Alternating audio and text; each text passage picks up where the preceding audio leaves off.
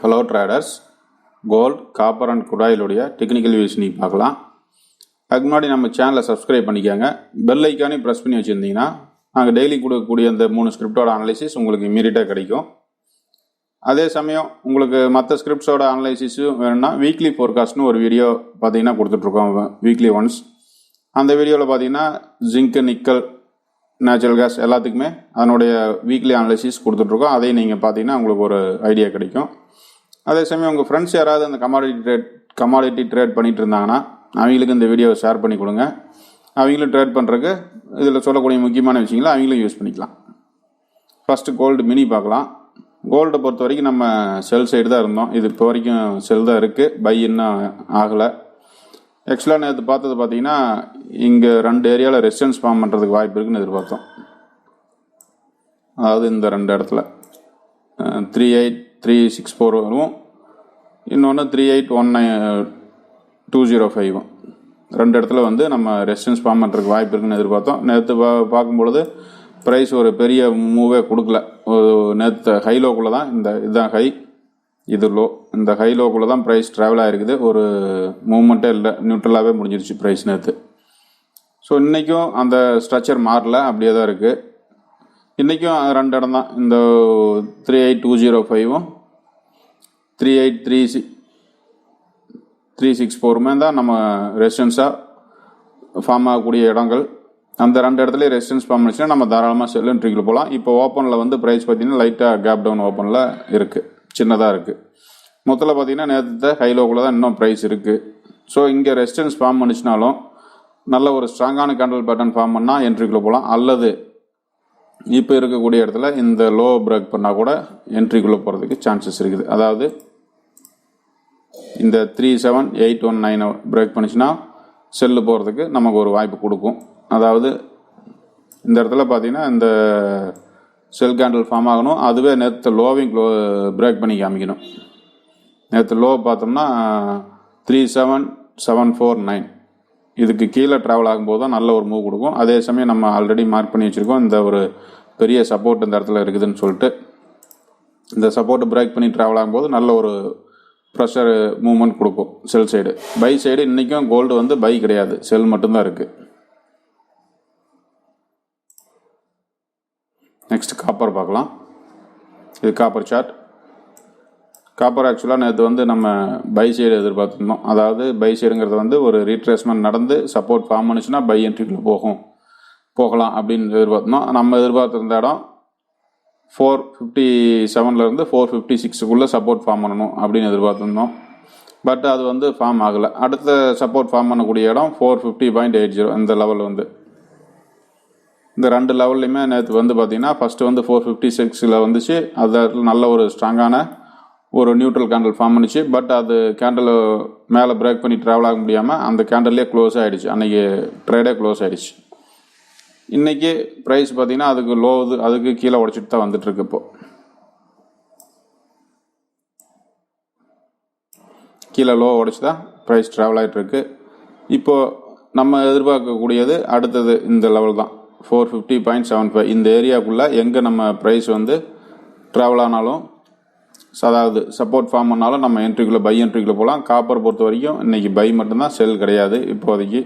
இப்போ இது நடக்கிற செல்லுமே இது ரீட்ரேஸ்மெண்ட் செல்லாக தான் கன்சிடர் பண்ணிகிட்ருக்கோம்.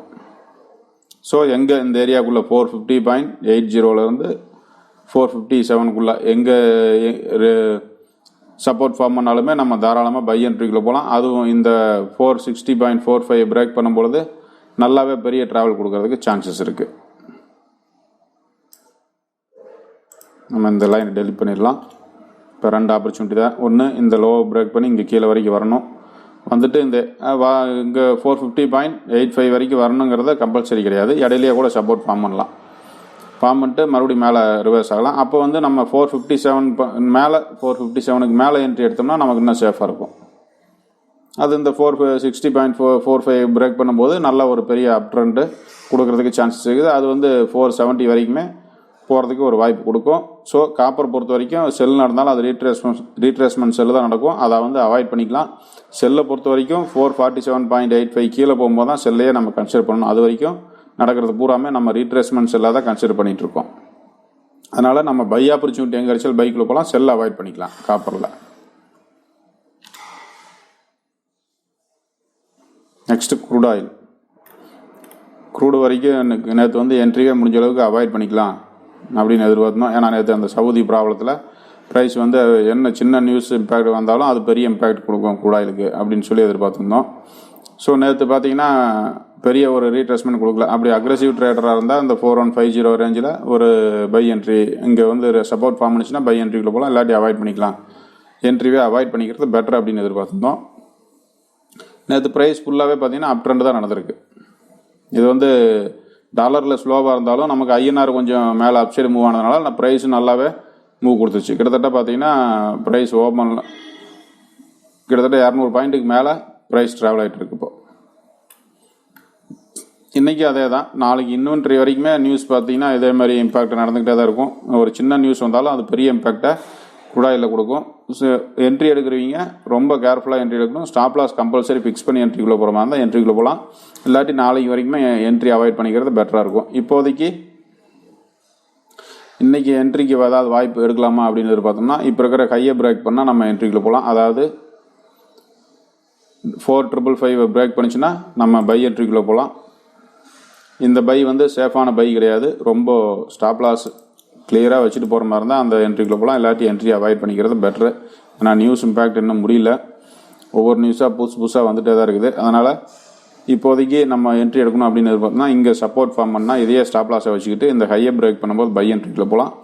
ஸ்டாப் லாஸ் கம்பல்சரி யூஸ் பண்ணணும். ஸ்டாப் லாஸ் இல்லாமல் என்ட்ரிக்குள்ளே போயிடாதீங்க. ஏன்னா ஒரு சின்ன நியூஸ் வந்தாலுமே பெரிய இம்பேக்ட் வந்து குடாயில் கொடுக்குங்கிறதுனால அது வந்து பெரிய மூவ்மெண்ட் கொடுக்கும். அதனால் ஸ்டாப் லாஸ் போடலினா ரொம்ப ஃப்ளக்சுவேஷன் நடக்கும். அதனால் ஸ்டாப் லாஸ் இல்லாமல் போயிடாதீங்க. ஏன்னா இது வந்து குடாயில் பொறுத்த வரைக்கும் பை சைடு மட்டும்தான் இப்போதைக்கு இருக்குது, செல் சைடு இது எதுவுமே கிடையாது. ஸோ பை ஆப்பர்ச்சுனிட்டி எங்கே கிடைச்சாலும் பை என்ட்ரிக்குள்ளே போகலாம். அதுக்கு ஸ்டாப் லாஸ் வந்து கண்டிப்பாக மெயின்டைன் பண்ணிக்காங்க. திரும்ப சொல்கிறதா தான், சின்ன நியூஸ் வந்தாலும் பெரிய இம்பேக்ட் நடக்குங்கிறதுனால ஸ்டாப் லாஸ் இல்லாமல் என்ட்ரிக்குள்ளே போயிடாதீங்க. இந்த லைனில் இன்றைக்கி வேலை செய்யாது, நம்ம அதை டெலீட் பண்ணிடலாம்.